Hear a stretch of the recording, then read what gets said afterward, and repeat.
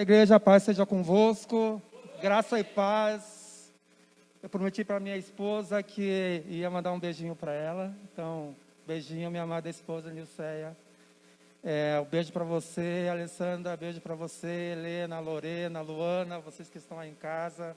Sinto-se abraçados, beijados, com bastante calor, bastante amor, que nós estamos precisando. Amar muito. Para mim é algo inédito, ter que fazer uma mensagem, passar uma pregação de máscara, mas tenho certeza que isso é por amor a vocês, por amor e por cuidado. É um momento que é necessário que isso aconteça. Meus irmãos, prepare para mim Atos 10, de 9 a 16, para mim, por favor. Antes de mais nada, eu quero fazer uma oração, mas eu quero falar sobre um assunto, que ele vai, talvez não seja como introdução, mas ele serve mais para, talvez, para acalentar o meu coração e explicar uma coisa para vocês. Eu trabalhei muito tempo no setor de justiça e disciplina da Polícia Militar.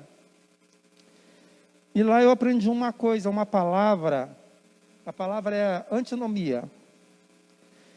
Antinomia, ela é um termo jurídico que ele diz o seguinte, que ele quer dizer mais ou menos o seguinte. É quando duas verdades, são duas verdades que elas entram em conflito, e não que uma anule a outra, porque continuam sendo duas verdades. Só que ela tem valor até um determinado ponto. A partir dali, outra verdade passa a ter valor. E elas ficam entrando em meio que conflito e parece que elas querem desfazer ou derrubar uma tese. E, na verdade, elas se completam. Eu vou dar um exemplo. Trazer um exemplo bem para o que está acontecendo conosco. Alguns acham que tudo deve fechar, que nós devemos fazer um isolamento social completo, ou que a maioria das pessoas deve ficar em casa, um isolamento social que ele seja vertical, né? Que só aqueles que estão no grupo de risco, que devam ficar isolados. Mas tem aqueles que se preocupam com a economia, que acham que as pessoas têm que ter liberdade para ir trabalhar. E se prestar atenção, nenhum está errado e nem o outro está errado, os dois estão certos. Então, a antinomia quer dizer bem exatamente isso. Então, quando a gente estava fazendo um estudo de algum inquérito e que a gente batia numa situação dessa que tinha antinomia, o segredo era saber como que nós resolvemos. Se os dois estão certos, até que ponto eu uso um lado... Desculpe, mas eu vou ter que arrumando a máscara aqui, porque eu não estou acostumado ainda com essa situação. Qual que é a regra que nós utilizávamos para quando houvesse essa situação de antinomia para a gente resolver? Quando aparecia o caos, a Bíblia diz que tudo começou num caos, e o Espírito de Deus trouxe luz ao caos. E eu creio, a gente utilizava o critério da hierarquia. Como assim o critério da hierarquia? Vou dar um exemplo. O direito que você tem de ficar com a máscara para baixo do nariz, e é um direito que você tem, ninguém confronta isso, ele vai até o direito que eu tenho, que você coloque a máscara no nariz. O direito que você tem de circular, ir e vir, do jeito que você quiser, ele vai, ou o que eu tenho de ir e vir aonde eu quiser, ele vai até aonde o teu direito de eu não ficar circulando de qualquer forma na cidade, entra em confronto. E quando os dois direitos estão em conflitos, o direito do indivíduo não pode sobressair sobre o direito da coletividade. E por que eu estou dizendo isso? Estou dizendo isso porque a mensagem que eu vou trazer hoje, ela pode parecer que ela vai em confronto com aquilo que você crê, que você acha que é correto, que você quer colocar como estilo de vida, mas eu não tenho interesse nenhum de entrar em conflito e te dizer que você está errado, porque não existe o certo ou o errado. Essa situação de achar que uns têm que cuidar de saúde e outros que têm que cuidar mais da economia, os dois são certos, não existe o certo e o errado. O que nós precisamos fazer é trazer um equilíbrio nisso, e a Bíblia nos ensina que a igreja é a resposta de Deus para a humanidade. Então eu não tenho como começar a tocar nesse assunto sem tocar em alguns assuntos que sejam muito particulares. Então talvez você se ache, você que está em casa também, se ache, eu ia falar vilipendiado. A minha mulher pediu para eu não falar palavras difíceis, então eu vou dizer assim, talvez você ache que eu estou confrontando o que você crê. Não é essa a intenção, tá, meus irmãos? Fica com o coração em paz nesse sentido. Não existe o certo e errado. Eu quero propor uma discussão. Talvez a discussão não seja a palavra certa. Eu queria propor um diálogo a respeito de coisas que estão muito latentes, que são muito sanguíneas, que são muito do nosso tempo, do nosso momento. Existe um tempo na Bíblia, que a Bíblia narra, em que a igreja precisou fazer algumas mudanças radicais na sua forma de ser, agir e viver. Eu vou dar um exemplo, que é Atos dos Apóstolos, narrado em Atos dos Apóstolos, quando os apóstolos tiveram que mudar algo que era a função própria deles, de servir. Eles recebiam as cestas básicas, eles distribuíam entre as viúvas. Eles cuidavam da parte diaconal da igreja também. Eles recebiam as doações, todas essas coisas, e eles estavam fazendo essa distribuição aos apóstolos. E daí eles observaram que não era para eles, não era viável que eles continuassem fazendo isso, mas que eles... eu vou pedir perdão, mas eu vou tirar essa máscara que ela está me atrapalhando mais do que me ajudando, tá bom? E como eu estou numa distância a mais de 2 metros da pessoa mais próxima aqui, eu me sinto no conforto de poder fazer isso. Eu só vou esperar um pouquinho porque o nosso pastor aqui vai higienizar o microfone, tá? Então eles acharam que, eles escolheram algumas pessoas dentro da igreja e decidiram que eles iam ficar só na oração. E em uma outra situação, Paulo, a igreja até então, ela era conduzida a pregar aos hebreus. Pessoas que pela cultura própria que eles tinham, eles entendiam. Se falasse sobre Moisés, eles saberiam quem era Moisés. Se falasse sobre Jó, eles saberiam quem era Jó. Se falasse sobre qualquer profeta, sobre a atualidade religiosa deles, qualquer criança saberiam por causa dessa cultura. E de repente Deus levanta Paulo. E Paulo tem que pregar para os gentis. Pessoas que se falassem para ele sobre Moisés, ninguém saberia, ninguém tinha nem ideia de que seja Moisés. Se falasse sobre Jó, não tinha nem ideia que fosse Jó, muito menos de Jesus. Então a igreja teve que fazer uma adaptação. A linguagem começou a ser uma linguagem diferente. A forma de agir e de meditar sobre as coisas para uma cultura nova, a igreja teve que se adaptar. É dentro desse sentido que eu quero dizer. E por isso eu quero fazer agora a leitura do texto que eu trouxe como base. Por favor, irmã. Atos 9, 10, 9 diz o seguinte: no dia seguinte, por volta do meio-dia, enquanto eles viajavam e se aproximavam da cidade, Pedro subiu ao terraço para orar. Tendo fome, queria comer. Enquanto a refeição estava sendo preparada, caiu em êxtase. Viu o céu aberto e algo semelhante a um grande lençol que descia à terra, preso pelas 4 pontas, contendo toda a espécie de quadrúpedes, bem como de répteis da terra e aves do céu.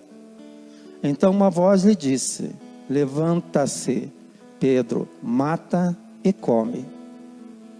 Mas Pedro respondeu: de modo nenhum, Senhor, jamais comi algo impuro ou imundo. A voz lhe falou segunda vez: não chame impuro o que Deus purificou. Isso aconteceu 3 vezes, e em seguida o lençol foi recolhido ao céu. Enquanto Pedro estava refletindo no significado da visão, os homens enviados por Cornélio descobriram onde era a casa de Simão e chegaram à porta. Até aí tá bom. O contexto dessa história, Pedro vê que eles eram gentis e esses acabam sendo batizados no Espírito Santo e começam a orar em línguas, profetizar. E Pedro fala assim: puxa, como eu posso impedir de dar uma bênção para esses, se o próprio Deus escolheu esses aí para abençoar e derramar o Espírito Santo?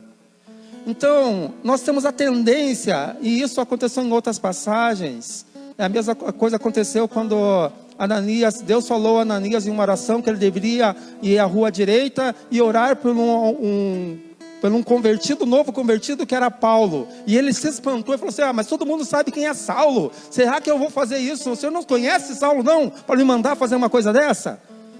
Então a nossa tendência é, quando Deus está falando alguma coisa, nós olharmos pelo raciocínio do momento e falar: não, Senhor.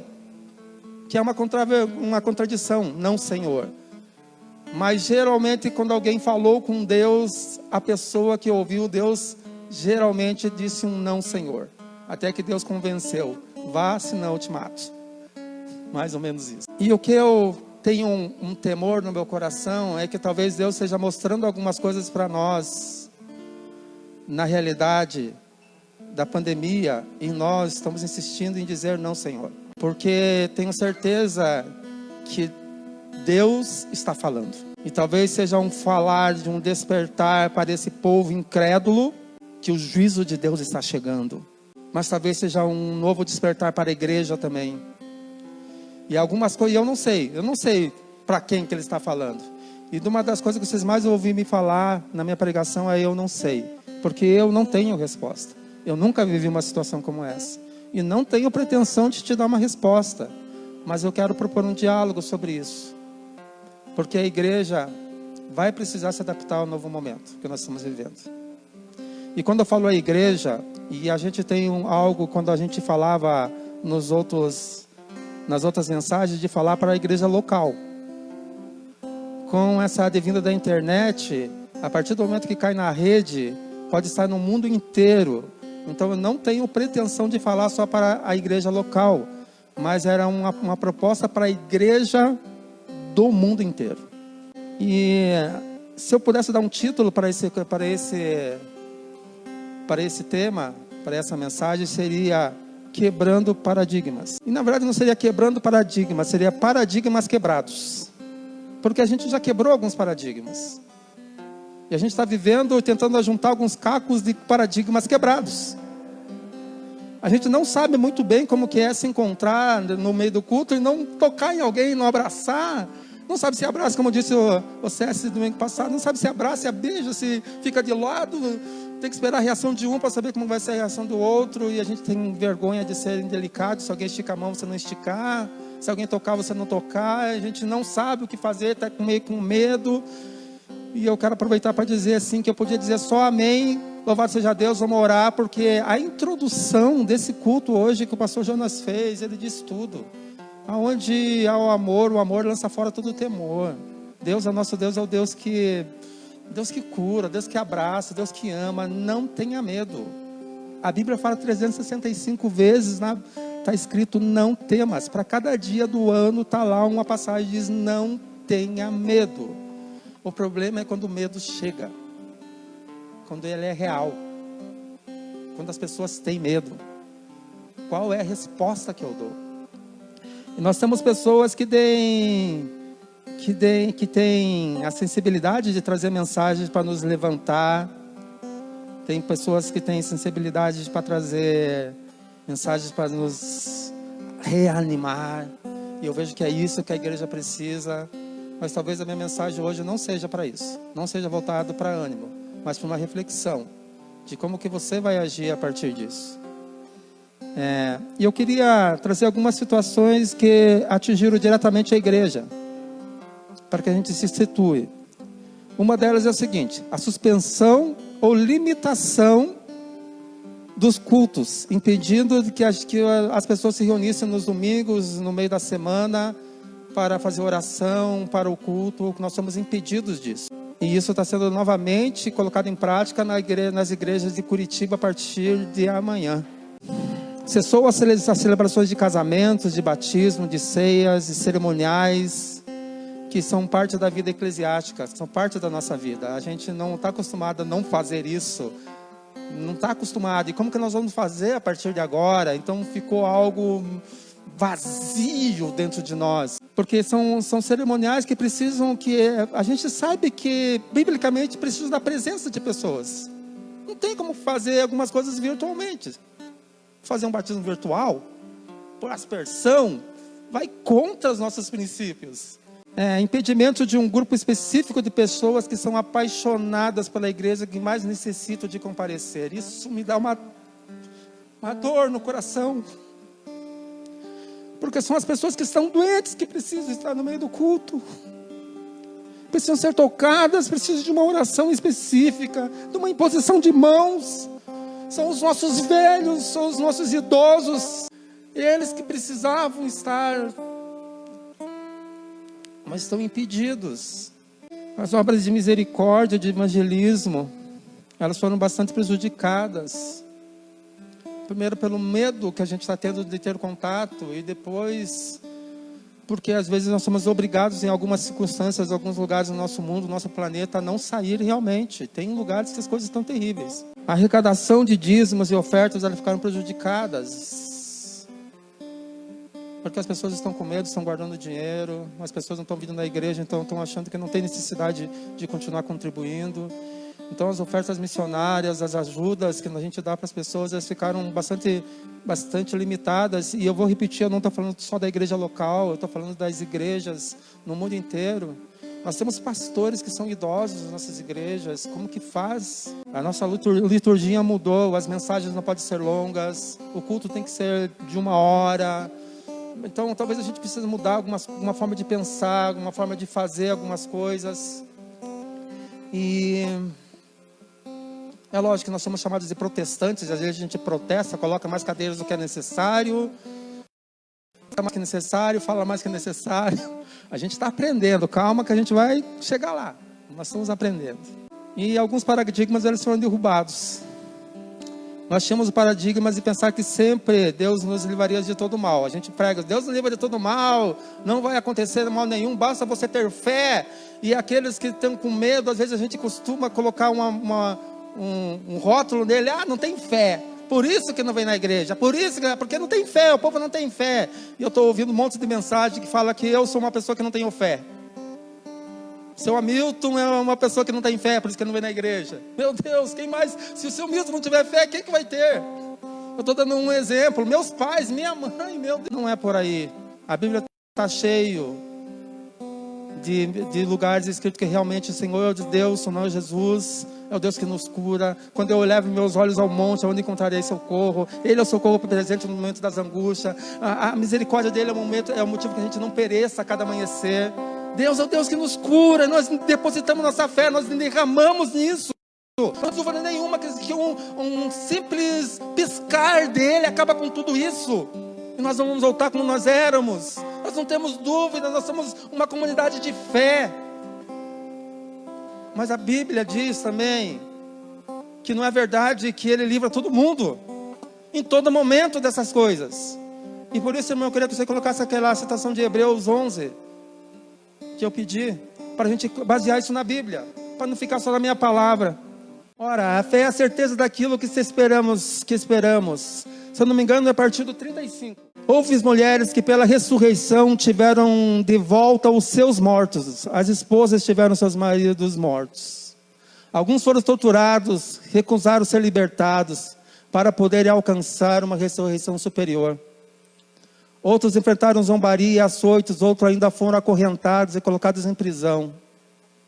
Apedrejados, cerrados ao meio, posto à prova, mortos a fio de espada, errantes, vestidos de pele de ovelhas e cabras, necessitados, afligidos e maltratados. E o mundo não era digno deles. Vagaram pelo deserto, em montes, pelas cavernas e grutas. Pessoal, se é uma coisa que a gente tem que colocar no coração, é que não é verdade que todo momento aqueles que creem são livres das coisas que estão a vir. E crer numa situação dessa é até uma afronta aos nossos irmãos de fé, os cristãos que morreram pela Covid. E são muitos. São muitos. E são pessoas que, antigamente, eu ouvi dizer que lá em São Paulo um pastor morreu. Depois de 2 semanas eu ouvi dizer que no bairro de tal morreu um pastor. E agora estão morrendo pessoas que a gente conhece. Eu pelo menos conheço algumas pessoas que já, cristãos fiéis, que partiram. Então é uma afronta se agarrar na fé como é um escudo. Ele é um escudo, sim. A fé é um escudo. Pode ter certeza que a fé é o maior escudo que você tem. Mas a realidade é quando chega na sua porta da sua casa. Bater a realidade na porta da sua casa. Como que a igreja se torna uma resposta para isso? Outro paradigma é que a igreja precisa rever o conceito que ela gira em torno do seu templo. Para nós, ir à igreja é estar no domingo nas paredes, na casa, no templo. Hoje, para nós, para vocês que estão em casa, ir à igreja é ficar sentado no sofá, nos assistindo, nos aguentando por uma hora e pouquinho. Então, o paradigma de igreja como casa de santificação, se a semana que vem, o mesmo decreto que teve em Curitiba, estiver aqui em São José dos Pinhais, acabou, quebrou nossa base de fé. E nós vamos fazer o quê? Vamos deixar de ser igreja? Temos que aprender que o culto, ele vai começar dentro de você. É necessário que nós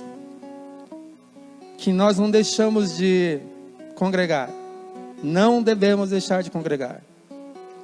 Só que às vezes não deixar de congregar por 30 dias foi ver a imagem do pastor, o pastor Jonas pelo Facebook. E nós não estávamos deixando de congregar. Nós estávamos irmanados em um só coração. Um outro paradigma é achar que a igreja gira em torno de pastores. Vai chegar um tempo, e esse tempo está chegando, que as pessoas estão cada vez mais saturadas. Elas já assistiram todas as séries da televisão. Elas já viram todas as mensagens da internet. Elas já leram todas as revistas e livros que tinham que ler. Elas não têm mais o que fazer, são 90 dias que nós estamos nessa mesma coisa. E elas vão sentir como está acontecendo, porque isso satura e está estourando, o estresse está demais. E a gente já viu notícias de pessoas se separando, de pessoas querendo se suicidar. E eles vão precisar cada dia mais ser pastorados. E a liderança ou as pessoas da igreja gostam de colocar as coisas sobre em cima do pastor. Pastor tem que visitar, pastor tem que ir. E o pastor está preparando a mensagem, e o pastor está enviando, preparando live, e o pastor está fazendo tudo. E a gente começa a aprender que pastoreio é serviço. Da mesma forma que apóstolo, a palavra apóstolo quer dizer aquele que vai em missão. Então todo missionário deveria ser um apóstolo. É um serviço para a edificação da igreja. Não é um grau hierárquico e um trabalho que uma pessoa vai fazer. Então todos vocês têm a função pastoral. De cuidar das pessoas. De levar um alimento. De ligar para alguém para perguntar como está. Nós temos que aprender que esse momento nós não podemos sobrecarregar os nossos pastores, porque se nós sobrecarregarmos eles podem cair também, porque também são gente, seres humanos, e a igreja vai acabar no sentido, eu digo igreja local, no sentido que se o meu pastor cair em verdade, vou morrer junto com ele? Acorda tu que dormes. Atos 8, de 1 a 4, diz que os cristãos estavam sendo perseguidos. E que os apóstolos acabaram ficando em Jerusalém. E todos os membros da igreja, como estavam sendo perseguidos, eles se dispersaram, eles saíram de Jerusalém. Mas diz que eles saíram e pregavam o evangelho por todos os lugares onde eles foram. Você não depende do teu pastor você pregar o evangelho. Isso está em você. É inerente ao dia que você falou, eu aceito Jesus. Nós temos alguns paradigmas que achavam que domingo é o dia da igreja. Eu vou à igreja no domingo. Segunda-feira, daí quarta-feira tinha a célula, quinta-feira tinha a intercessão, e daí para alguns no sábado, para alguns na sexta.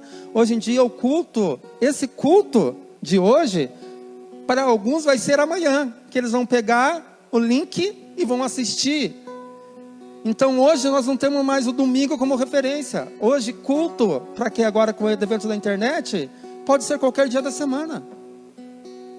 Intercessão pode ser a qualquer momento do dia. Nós quebramos o paradigma de domingo como o dia da igreja, Porque se fechar o momento do culto, se tiver um decreto que feche e eu não puder assistir o culto, eu assisti o primeiro culto, eu não consegui entrar na live, porque falhou meu celular é antigo. Eu assisti o culto no domingo de madrugada. Então, domingo, já era segunda-feira, domingo de madrugada, já é segunda-feira. Então, o culto que eu participei foi na segunda. Então, acabou esse paradigma. Paradigma de comunhão e discernimento do corpo. Antigamente, se a gente ficasse 90 dias, que é o caso da minha esposa, da minha filha e de algumas outras pessoas, ficasse 40 ou 50 dias fora de vir no domingo da igreja, ou a gente era rebelde, ou a gente estava desviado. Hoje não significa que eu não vir ao culto, você que não veio ao culto, a gente não está achando que você não está desviado, que você é um rebelde, que você nos abandonou. Nós somos aquilo que a Bíblia fala quando nós ceiamos, que é discernir o corpo. Nós estamos aprendendo a discernir o corpo. Quer dizer que você é corpo conosco, mesmo não estando na igreja presencial. Somos um corpo. Não quer dizer que você não vem, ou você vai estar vindo os domingos e vai deixar de vir um domingo, ou que você parou de ter comunhão conosco. Esse paradigma foi quebrado também, louvado seja Deus por isso. Nós estamos aprendendo que você pode ficar até, talvez, dizem que daqui a um ano tem uma vacina, daí as coisas vão voltar ao normal. Você pode ficar um ano sem aparecer, não é que nós queremos, é necessário que de vez em quando, se você puder, você venha, mas, se não puder, você é um corpo conosco. A igreja é um corpo, é um organismo vivo, é o corpo de Cristo. Então significa que ela caminha, que ela anda, que ela não é estática. E eu queria propor umas caminhadas. Eu vou repetir, eu não tenho a pretensão de falar que isso é o correto, é errado. Mas eu queria propor alguma forma de caminhar. E o que a sociedade está vendo das igrejas, da igreja de Deus, quando eu digo igreja de Deus, não estou falando da instituição, da igreja de Deus no mundo inteiro, é algumas coisas que eu já ouvi falar por algumas pessoas. Que se a igreja não se mexer, se movimentar, ela vai acabar caindo no esquecimento pela sociedade, não pelos seus membros, porque ela não tem resposta para algumas coisas. E aquilo que a igreja fizer agora vai deixar muito claro se ela vai ser relevante para a sociedade ou se ela vai cair no descrédito. Porque formas de nós abordarmos as pessoas lá fora hoje não funciona mais. Então nós estamos num abismo que nós podemos cair numa situação em que esqueça, a sociedade não vai querer saber da igreja como nós formulamos. Ou nós podemos pegá-la como uma oportunidade de um trampolim para crescer mais. E eu vou dizer uma coisa, a história mostra que cada vez que o mundo entra em crise, a igreja tem um novo avivamento, um avivamento tremendo, e as coisas modificam. A pergunta é, se nós queremos participar desse movimento, ou nós vamos continuar sendo a igreja do ano 2020, de janeiro de 2020. Antes do Covid. Uma das coisas que eu queria propor é o que eu chamo... Você já ouviu falar de EAD? EAD é ensino à distância. Que alguns anos atrás era impensado, daí começou a ser uma coisa assim, nada a ver, e hoje é coqueluche. A maioria das pessoas tem um curso à distância. Eu queria propor a IAD, a igreja à distância, que é a igreja pela internet. Não quero dizer que ela substituiria a igreja presencial, mas eu quero dizer que ela é uma alternativa, uma ferramenta para que nós alcançássemos as pessoas que vão ter esse contato só digitalmente, só virtualmente. Nós aperfeiçoarmos isso de uma forma que nós realmente tivéssemos como uma igreja, como uma ferramenta da igreja presencial. Que nós melhorássemos a iluminação, melhorássemos o som, a câmera, melhorássemos as coisas para que isso realmente fosse concretizado. Pudesse colocar isso de uma melhor forma, melhor para Deus, como a gente costuma dizer. E as mídias sociais hoje, elas permitem que a gente faça reuniões de mais de uma pessoa. Então a gente podia fazer também uma célula mista, As pessoas lá em casa, nas suas casas, transmitindo para o restante das pessoas, e cada um entrando com o seu smartphone. E nós fizemos células. Não deixássemos de fazer células. Nós queremos que as intercessões, nós falamos com Deus, Deus responde pessoa lá em São Paulo, lá não sei lá onde. Então por que não nos reunirmos também, não cessarmos as intercessões, porque a igreja vai estar fechada, mas nós nos reunimos em tal horário, em certo dia, nos nossos smartphones, para nos orarmos juntos. Nós fazemos canais digitais, onde nós podemos pregar para as nossas crianças, fazer vídeos, contar histórias, para não fechar nossas escolinhas para as crianças, que são pessoas que estão necessitadas também, são almas como nós somos, e já faz 90 dias que as crianças não vêm na igreja. Nós podemos aperfeiçoar isso, nós podemos fazer culto, nós podemos fazer tantas coisas, ensino, tem pessoas que gostam de fazer ensino, faz curso, faz seminários, faz encontros pela internet. Nós podemos alcançar pessoas mais adeptas no mundo inteiro.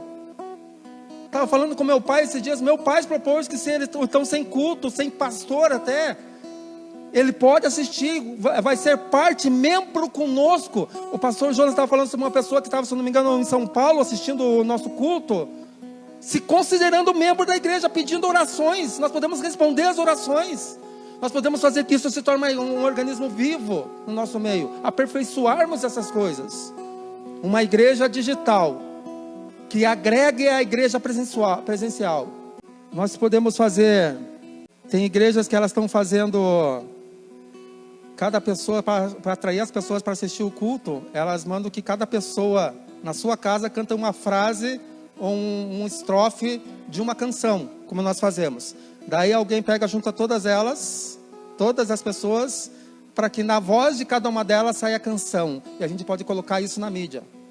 E isso incentiva que as pessoas procurem assistir os cultos, para se ver cantando. Tem pessoas que estão fazendo coisas tremendas através disso. E existe uma gama enorme de oportunidades que nós temos que ter.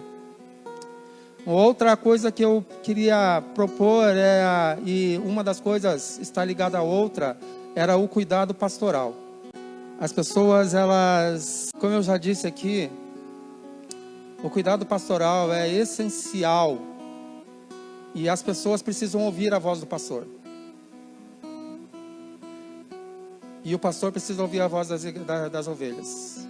Porque eu mandar uma mensagem, eu posso imaginar como você está interpretando isso. Eu ouvir a tua voz, eu vou sentir como está seu coração. Precisamos ser mais presentes para que essas pessoas se sintam presentes. Não é função só do pastor. E eu quero colocar um desafio para você, para que você entre em contato com alguém. Faz uma chamada de vídeo. Pega o telefone, aprenda que o smartphone também sabe para fazer ligação. Eu ouvi dizer de um pastor da nossa igreja local, que a ele e a esposa dele fizeram vários alfajores, e não está proibida a visita de pastores, e eles foram de casa em casa dos seus membros, levar um alfajor para eles, dizer: te amamos, vocês estão conosco ainda. Sirva como exemplo para nós. Não podemos esquecer da mobilização comunitária. O problema é que muitos de nós sofrem de uma síndrome da onipresença, né? Quando a gente vê que as pessoas não fazem, sofro disso, eu quero fazer porque eu peço para alguém fazer, alguém não faz, eu vou lá e faço. E uma das coisas que eu aprendi no Coel é que o líder, ele tem que aprender a dar ordem. Eu tenho um problema na minha igreja e você é a solução que eu achei melhor. Vai. Ah, mas eu não posso. Precisa aprender? Estou aqui disposto a te ensinar. Mas é você que vai fazer isso. Você que vai ter que precisar fazer isso. Você é membro, faz parte do corpo. Porque um membro que não é utilizado, ele atrofia, apodrece. Um músculo fica inerte, seca. Então você é membro da igreja, do corpo de Cristo. Precisa arrumar um lugar para você trabalhar dentro do corpo. Nós precisamos entender. E eu quero dar um exemplo, eu quero usar a Thalia que está aqui hoje para dar um exemplo. Eu já estou indo para o fim. Quando começou a situação do coronavírus, no grupo da igreja, a Thalia escreveu o seguinte: aos idosos que não puderem ir ao mercado, Se você precisar de alguém que vai fazer compra para vocês, só entrar em contato comigo que eu vou ajudar. Parece uma coisa simples, mas isso tem um valor, não só para os nossos membros, mas para a sociedade.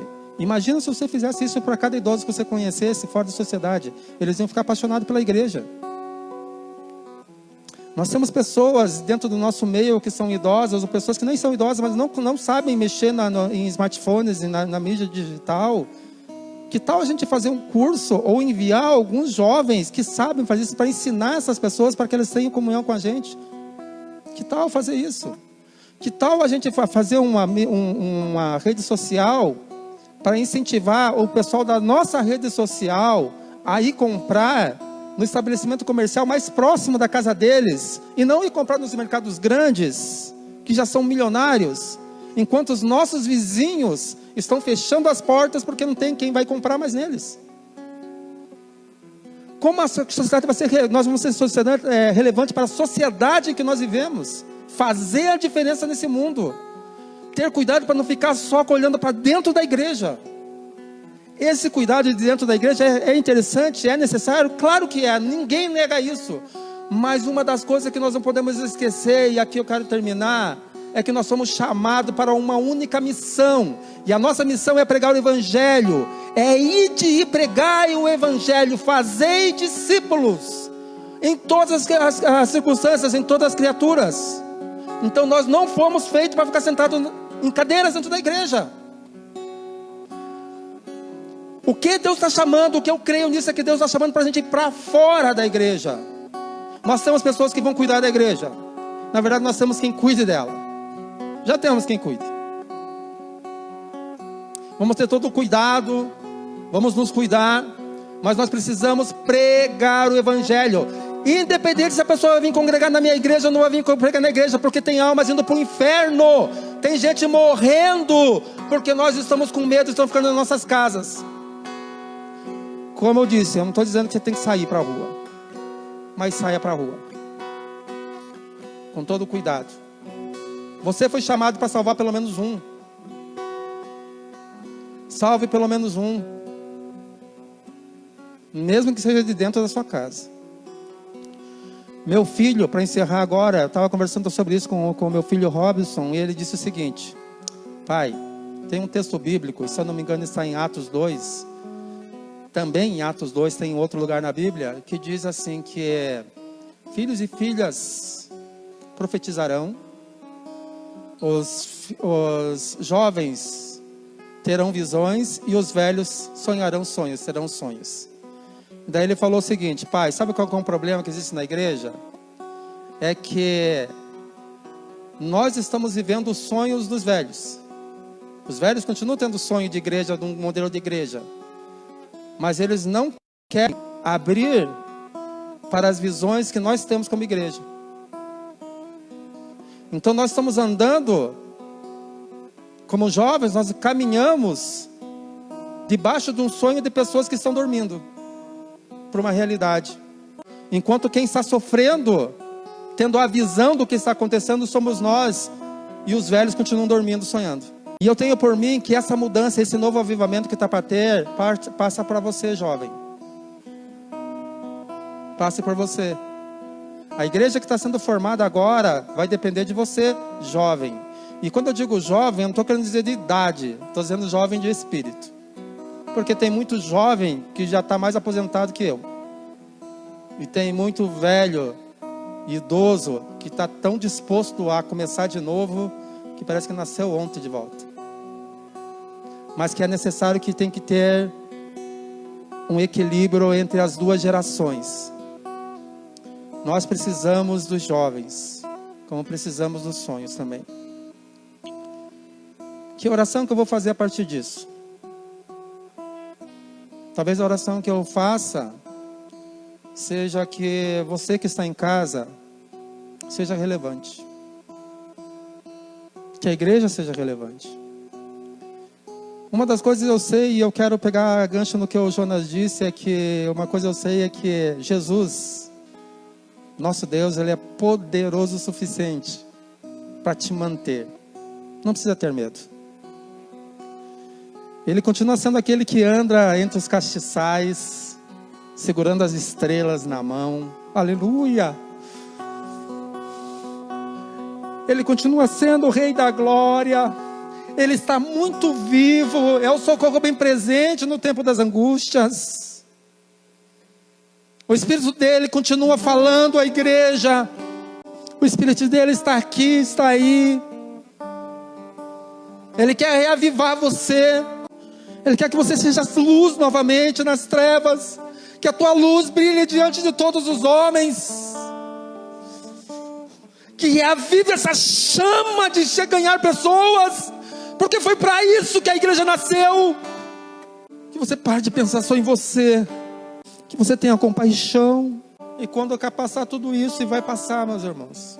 Eu não sei se nós vamos estar aqui para ver. É por isso que os jovens precisam permanecer. Não sei se eu vou estar aqui para ver. Mas vai passar. Mas eu quero que não seja como Paulo disse, que pensar que eu corri em vão. Esses dias, eu estava no mercado, saindo do mercado, meio-dia, e tinha um rapaz que estava cuidando do meu carro. Eu queria falar de Jesus para ele, mas estava pedindo para o Espírito me dar uma oportunidade. E daí eu resolvi dar um valor a mais do que normalmente se dá para ele.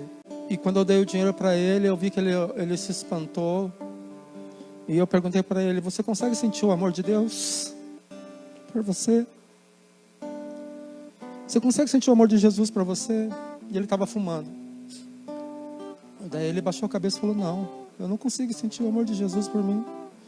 Eu estou jogado na rua, dormindo no frio. Minha irmã me negou um pedaço de pão e começou a chorar. Daí eu falei: olha, o Espírito de Deus mandou te dizer que Ele te ama. Ele te ama e Ele está sofrendo com você. Ele passa frio com você. Ele passa fome com você. E como prova disso, Ele veio te dar um beijo. E esse dinheiro foi o Espírito de Deus que mandou dar para você. Daí ele falou assim: eu preciso voltar para a igreja. Qual que é a tua igreja? Eu falei: cara, eu não estou falando de igreja. A igreja é muito importante, você precisa procurar uma igreja assim. Mas eu estou te falando do amor de Jesus, que morreu por você. Ele falou assim, daí eu falei assim: por que você não está usando máscara, Piá? Eu não estou usando máscara porque eu tenho dificuldade em respirar. Se eu coloco a máscara, eu passo mal, vou até desmaiar. Eu falei assim: para você ver como Jesus te ama, eu quero orar para você, para você ser curado. E eu orei por ele. E falei: agora puxa o ar e veja como que você está. Ele falou assim: cara, eu estou muito melhor. Assim, isso é porque Jesus está vivo e te ama. E isso é possível para mim e para você. Simples assim. Não sei se vai na igreja, não sei se vai. Eu sei que quando eu falei que ia orar por ele, ele pegou e jogou o cigarro fora. Eu não sei falar sobre que ele tinha que parar de fumar. Eu sei que Jesus te ama, independente do que você faz. Ele sabe a tua limitação. Quando ele chegou, chamou você para o evangelho, ele sabia que você ia cair. Mas o legal é que você levanta. O legal é que você levanta. Eu quero fazer uma oração para terminar, que eu já passei do tempo. Ah, meu Deus. Pai, às vezes eu não sei o que dizer. Mas eu sei que eu queria te ver. Eu queria te sentir nas pessoas. Senhor, eu tenho falado tanto que a igreja é importante, como o Senhor se revela nela. Fala para tanta gente isso. E tem pessoas que estão tristes com ela, magoadas com sua noiva.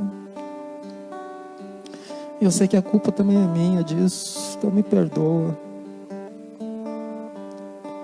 Como eu queria fazer com que as pessoas amassem a igreja, te amassem na igreja. Que as pessoas soubessem que elas são capazes de mover esse mundo, de modificar as coisas pelo poder que opera através dela, pelo Espírito Santo. Eu sei que é só o Senhor que pode fazer isso. Por isso eu queria dizer, a oração que eu faço, Senhor, é: venha ao nosso auxílio, socorre-nos, Senhor. Reaviva a chama, reaviva a tua igreja. Restaura, faz tudo de novo, novamente faz tudo de novo. Senhor, nós queremos participar desse avivamento que o Senhor vai fazer, dessa nova geração avivada, dessa restauração que o Senhor vai fazer no mundo. Nós queremos ser aqueles que brilham, Senhor, os luzeiros que brilham na terra, andando pelas ruas, pelas cidades, pelas casas, sem medo, sem temor de morrer. Fomos chamados para a morte, Senhor. Fomos chamados para a morte, Deus. Preferamos morrer andando, lutando, pelejando, Senhor, que morrer numa cama, escondido num sofá. Senhor, reaviva em nós, enche de nós o Teu Espírito, Deus. Essa oração da Tua noiva, da Tua igreja, que Tu amas e que Tu cuidas, para o louvor da Sua santa glória, no nome de Jesus.